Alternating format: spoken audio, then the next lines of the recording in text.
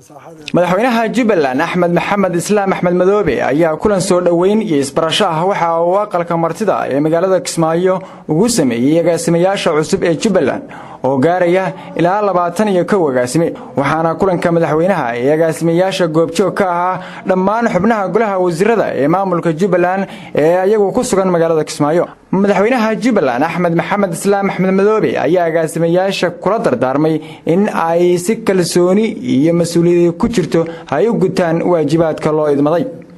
waxaan leeyahay waa wixii ugu weynaa ee waayaan aan soo dhaafnay aan xaqiijinay kow ka tahay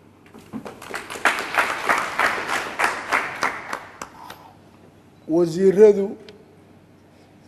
markii la dhisayay qabiil bay ku salaysnaayeen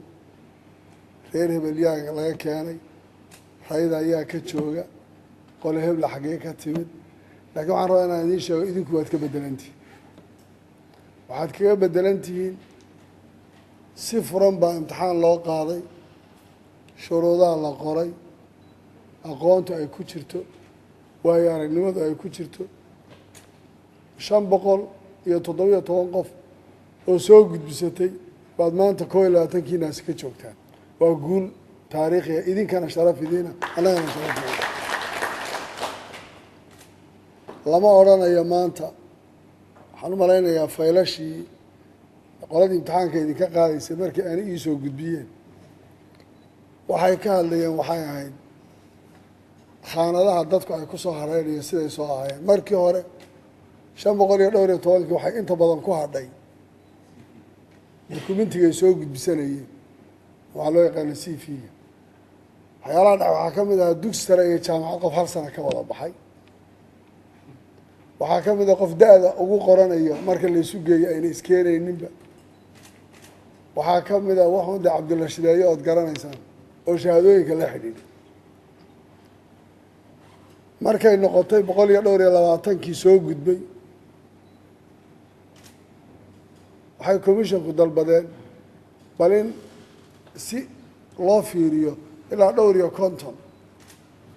inay marka hore short list-ka soo geli karto list-ka ayaa ugu soo horeeyay way suurtoobi weyday dadkii markii la celceliyay intii naana ka soo baxday labadii list ugu horeysay oo ay ku qoreen recommended iyo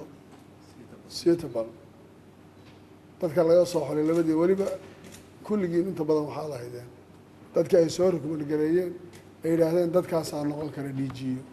dawladda imanaysaa wasaarad walba waa in la yaqaano cidda lagala hadlayo idris wasaaradii haye waaba ka agaasimayaasha wasiirka cusub ee lagu keeno uma baahna wasiirka hore wax badan ceremony siyaasad bay la kala wareegayaan labada tiim waxa ay soo imanaysaa agaasimayaal iyo dad markaas waxaynaya report iyo qoraal agaasimiyi baa u haya isagaa diyaarinaya isagaa wixii haya shaqada wasaaraddu ma istaagayso shaqada wasaaraddu wasiiru ma istaagayso laakiin hadda ka hor markay wasiir iyo wasiir ku-xigeenahay maxaa yaalayba wasiir iyo wasiir ku-xigeen boorsa lagu wataa yani waxaan odhan karaa shaqada wasaaradaha iyo hawshu inay dhaqaado kow maanta koowa maanta laba waxaa laydinka rabaa idinka shaqadaas aad u gashaan inaad ku waxaysaan insha allah waan idin ku caawin doonaa shaqadiina waa la idinku qiimeyn doonaa waxqabadkiina dhawaan ayay ahayd markii la soo xulay dhammaan agaasimayaasha wasaaradaha maamulka Jubalnd oo ay horay u hayeen agaasimayaal ku meel gaar agaasimayaashan ayaana looga fadhiyaa in ay wax weyn ka bedelaan shaqada wasaaradaha Jubalnd Axmed Ciidi Diriye raadiyaha TV-ga goobjoog magaalada Kismaayo.